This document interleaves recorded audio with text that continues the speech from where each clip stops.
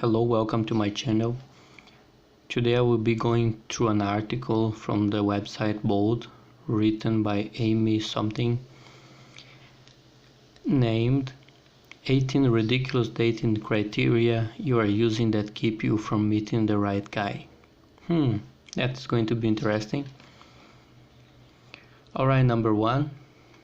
You won't date him if he's not the right height. Imagine from all the things in the world, from everything that you can look in a person. And one thing that will prevent you from dating them is their height. How shallow and vain do you have to be to take something like that you don't even make to the looks or personality, huh? Number 2, you don't think his job is suitable. Well, when you're dating someone, it's not like buying a new fridge or a new sofa at the store. You know, people are people too. They have souls, they have their personality, and you shouldn't be using like someone's job as a criteria for choosing a husband, right?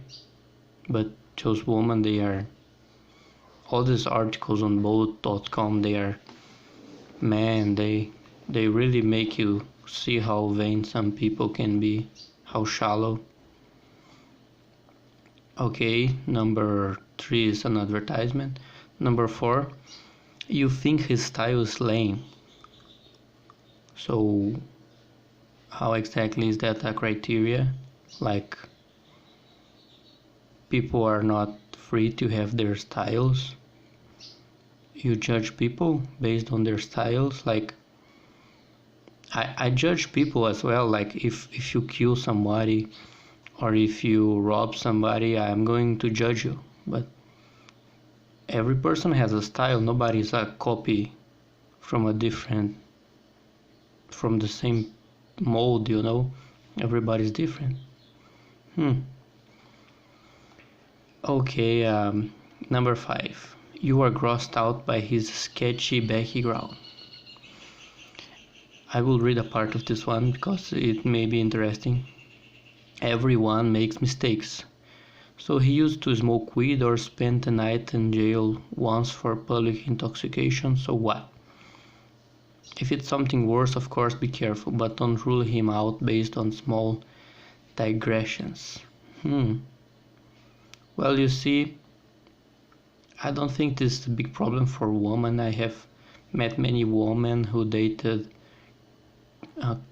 criminals and people who have done bad things. Some even accused of murder, so I don't think women are very honest when they try to say stuff about relationships. Number 6, you can't stand his lack of communication via text. Look, most of guys don't like to text, but they don't think like women, of course, or communicate like us, and that's okay. As long as he's showing up and staying present when he's with you, you shouldn't worry. Okay, this again, I would say it depends on what kind of person you are with. Many people are extroverted, they like to talk about everything. Many are just okay being cool on their own. You cannot choose people based on this. I mean, if you know what you like, if you like extroverted people, but you see those women, they don't really know what they like. See, there is another one that's very shallow and superficial. Number 7, you don't like his hair or lack thereof. Look, how can somebody's hair be so important? Like, if you want somebody to live with you, if you want somebody to marry you, if you want somebody to be part of your family, is their hair so important like that? I don't think it is, you see. But women have those very shallow and vain ways of looking at men, like we are a commodity or a product, you know. You don't like his car. Ah, see? Some women do have criteria like that for finding a life partner. You shouldn't base what somebody is based only on what they have. So, but many women, they are very materialistic, and they will see you not as a human being with a soul. They will see you like, oh, this thing here has a car, and I can use his car for my benefit and for making my life easier. Oh, that's awesome for me, so maybe I should stay with him, huh? What about that? Can you be more superficial than that? Number 9, you are not a fan of his family. Oh, okay, this one I will give a credit. If you want to be dating somebody, if you want to marry somebody, you have to know this person's family. Like, chances are, if they have a bad family, they are going to inherit some bad things from their family. So if you find a nice person and you can't stand their family because they are selfish, narcissistic, or whatever, you need to give your partner an ultimatum. Either you stay with me or with them, because broken families, they will break you. Your partner's broken family can break you too. So this is not something you should really take so much in account. Number 10, you think he's too religious or not religious enough. Alright. If religion is important for you, then that can become a problem, but this is something very personal. I don't think we should mess with people's religion. Number 11, you find his interest nerdy or boring. Alright, you are marrying a person, not a playground to be interesting, or like, people are what they are. They like what they're like. If you don't like, go figure. Like, it really bothers me that women want men to like be so interesting and be so manly and do stuff like that, when like people are free. Let them be free. You're not buying a box of milk in the market. You are talking about another person. You get annoyed because he's not suave. The smooth talkers are ones you need to worry about. Stick it out with the quiet, shy ones and let them get comfortable. You might be surprised at what a great guy is hiding behind the nerves and anxiety.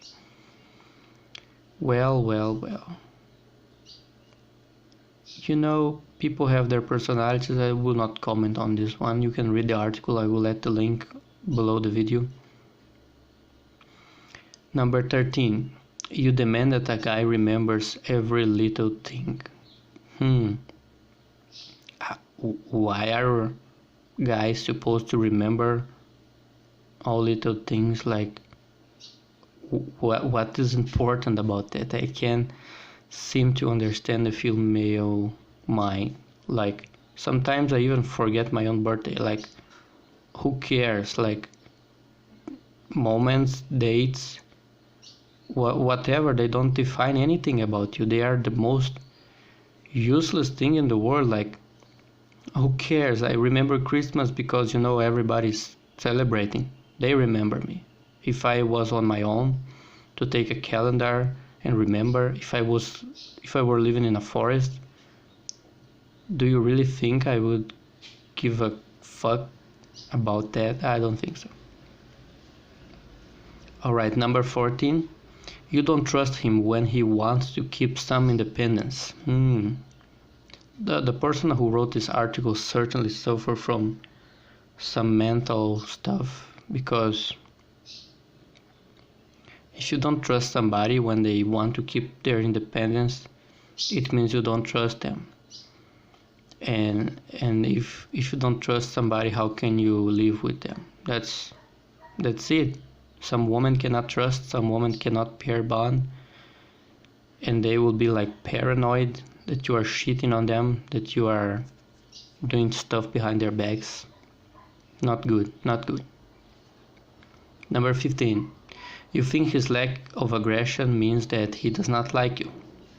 Again, women have this thing in their mind that if the man is not fighting for them, it means that the man does not like them or does not love them. They fail to understand that men love peace as much as they love a woman. They love peace. So, like, what is it? Like, you get a woman, you become her boyfriend, you become her husband. What exactly are you supposed to keep fighting for? Like, there is no bears or lions or tigers in our world today. People can have peace, and they should have peace. This world is a mess. Number 16. You don't see him that way because he's your friend. Oh my God, here we go again. Women have this serious problem that the better you treat them, the worse they will respond to you. Like, you love this girl, you want her to be your girlfriend, and you give them too much. You give them attention, you give them your care, you give them everything, and then you are classified as a friend. There is nothing more frustrating than this, you know? Like, what you want? You want a person who beats you, who does not listen to you? Does that make him boyfriend material? The guy who takes care well of you? Like, women do not have any idea of what they want, or if they do, they are not honest with men. You think he lives too far away to make it work. Well, you see, I will use something to compare here.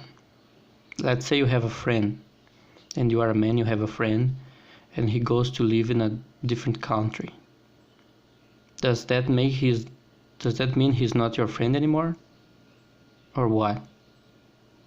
I know I have friends who have moved very far away, and some that I have not seen in years, and I still consider them my closest friends, because men don't have this need to be with you 24 hours every single day. And many women, they really suffer from this because they want a guy to be there like 24/7, just staring at them like, oh, look at me, I'm here, I'm amazing, I'm wonderful. Number 18. You don't agree with him on certain things. You might think that you want to date a clone of yourself, but you really don't. It's way more important that two of you are able to engage in healthy discussion than that you have all the same opinions. Debate and conversations keep it interesting. Again, people are different. I don't know what women are looking for when they are trying to find a husband. Like, if you want someone who is exactly like you, just buy a mirror and kiss your mirror. Then you will never have any discussion, you'll never have any oppositional opinions, you will never have anything. Just the way you are. Number 19. You don't find him to be manly enough. Alright. We don't live in the age of stones where men had to fight beasts, animals, and protect their women. We live in a different kind of world. It does not mean that men are not men anymore just because we have police and we have security in the cities. Women, they seem to think that Men should be these beasts that are rude and are strong and do to stuff. They don't care for your personality, guys. Just see this article. This is what women are. They are very shallow. They are very undecided on what they like or what they don't. They don't even know what would make them happy. That's why so many of them die unhappy. That's the reason. That's the reason.